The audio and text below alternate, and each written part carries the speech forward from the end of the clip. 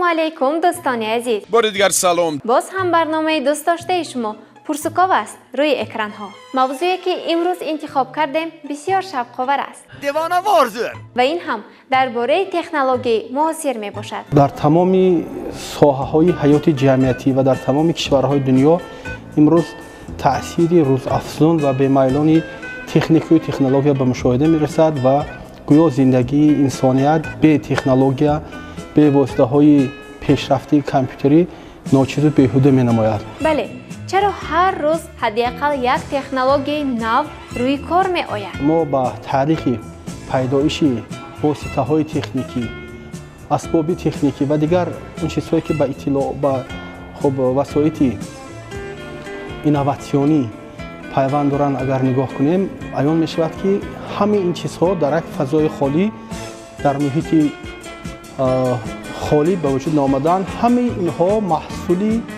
فکر انسان، تفکر، تخیل، علم، دانش و اندیشه انسان میباشند. یعنی انسانیت تکنولوژی را برای آسان کردن زندگی و هستی خودش در دنیا در عالم با وجود آورده ساخته است. درباره تکنولوژی پیشرفته ترین گوید؟ تکنولوژی شکل و نوع‌های گوناگون دارد و از همه نوع پیشرفته ترین و پروسعت ترین و پرگنجایش ترین آن اینترنت میباشد.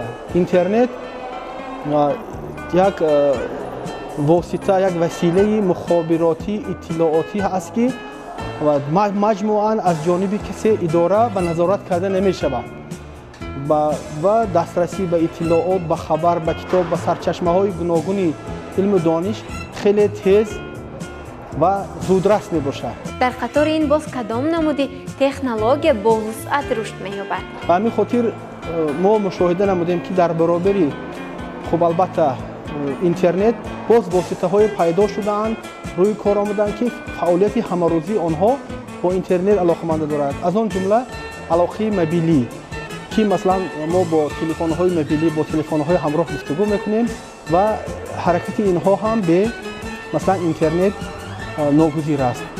در مورد تأسیس حکومت الکترونی آسان کردن فعالیت‌های گوناگون حکومت‌های محلی و حکومت جمهوری و حکومت عموما پیشبرد و تنظیم کاری وزارت و کمیته‌ها و تمام نهادهای دولتی نیز در زمینه اینترنت عملی می‌شود. بله، حیات امروزه را بدون این تکنولوژی‌های نوین تصور کردن نشاید. ما گفته می‌توانیم که امروز واسطه‌های تکنیکی، وسیله‌های تکنیکی جزئی مهم زندگی بشریت به حساب می‌روند.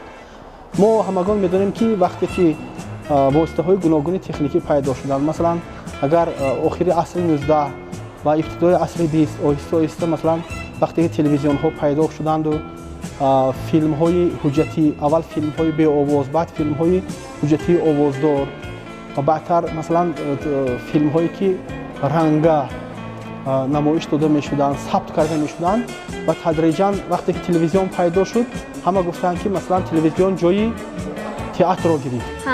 در این روند باز کدام نمود تکنولوژی با سرعت رشد کرد؟ وقتی که البته با صنعت کینو رشد کرد، وسیله‌های دیگر مثلا ویدیو ماگنیتوفون‌های و دیویدی‌ها پیدا شدند و دیسک‌های و فلشک‌های و وسیله‌های ذخیره اطلاعات پیدا شدند.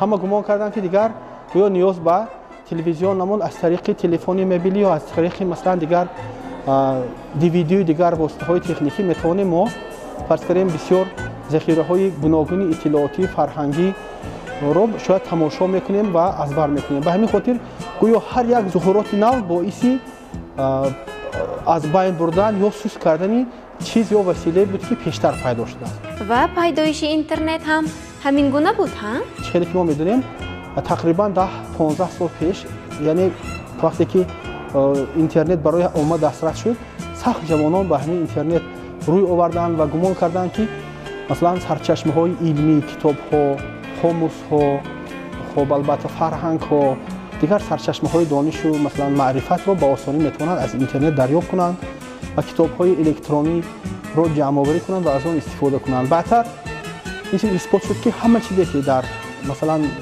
بحر یا اقیانوس بیکران اینترنت هست و سرچشمه دقیق نیست.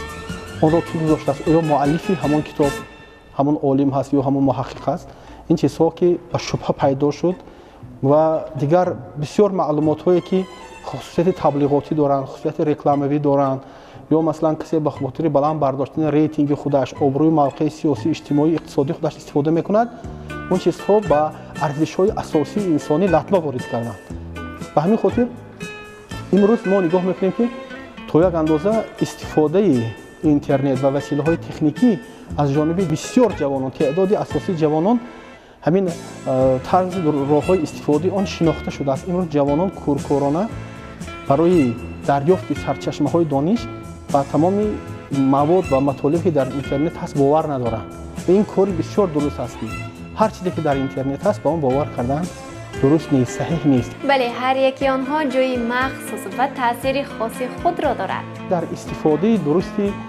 дуруст ва ҳамарӯзӣ ин гуна васоити техникӣ бояд эҳтиёткор бошем масалан пурра такя ба технология ҳам накунем чунки он захираҳои фикрии инсон имкониятҳои ҷисмонӣ ва маънавии инсон беҳудуд аст инсон бояд бештар такя ба худаш кунад ба дониши худаш кунад ва такяи зиёд кардан ба воситаҳои техникӣ ба технология пурра ба он такя кардан бовар доштан шояд тадриҷан ба маҳви инсоният ҳам барад ба ҳамин хотир ман гумон мекунам ки бояд технология воситаҳои техникӣ компютер интернет ва дигар воситаҳои компютерӣ барои ғанӣ гардонидани фарҳанги мо барои боло бардоштани дониш барои расидан ба он ҷараёну инқилобҳои наҳзату ҷараёну равияҳои бисёр зудрави технологӣ ва инкишофёбандии ҷаҳон бояд ба кор бурда шаванд. вале дар бораи истифодаи фоиданоки он чӣ мегӯед охир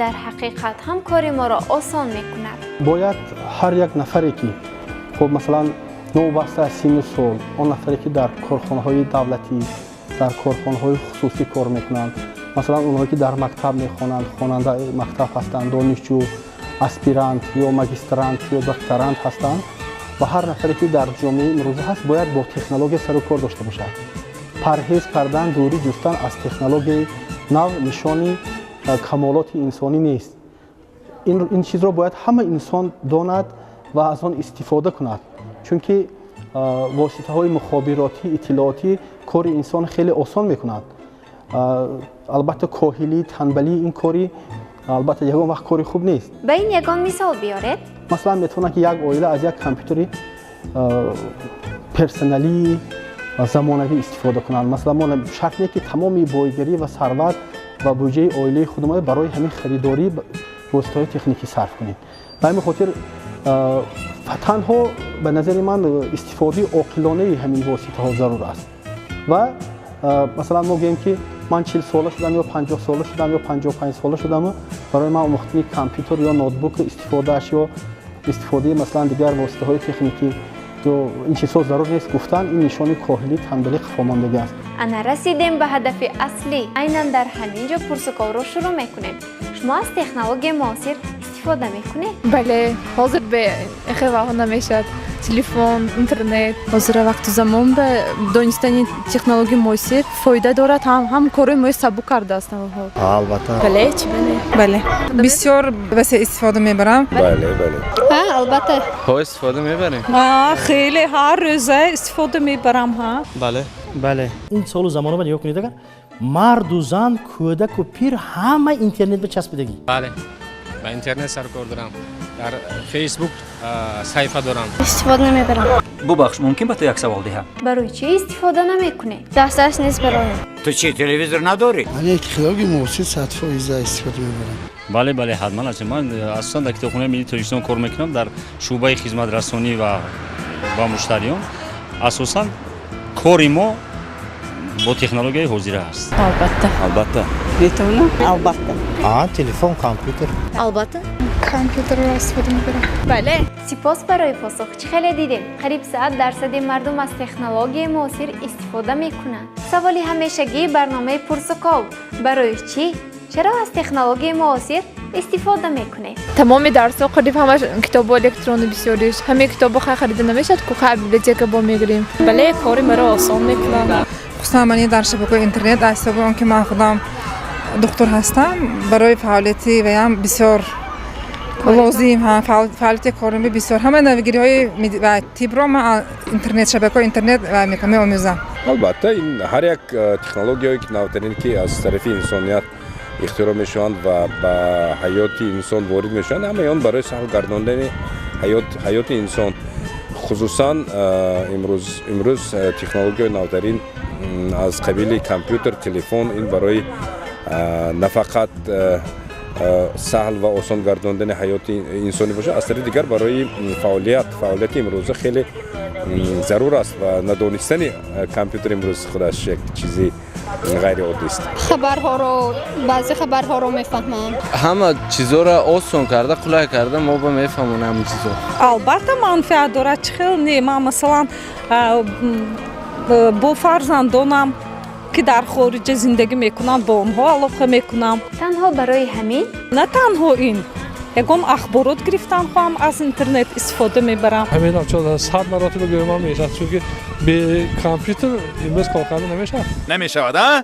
هم حساب کتاب با کامپیوتر. تکنولوژی این چیزی اساسی انسان است در دور حاضر در عصر حاضر این یکم چیزی تکنولوژی که اشتباه اخبارات جهان رو یکمش فهمیدن دومش جهان بینی وسیع شدن. در جهان امروزه به تکنولوژی موثر استفاده کردن خیلی خوب است. مثلا وقتی که شما اگر با منفعت‌های خوب استفاده برید تکنولوژی موثر البته منفعتش خیلی بزرگ است چون که جهان الان همه با تکنولوژی وارد شده است و با تکنولوژی سر و کار دارد. باز هم اگر که ما با تکنولوژی سر و کار نداریم پس قفا مانده ایم.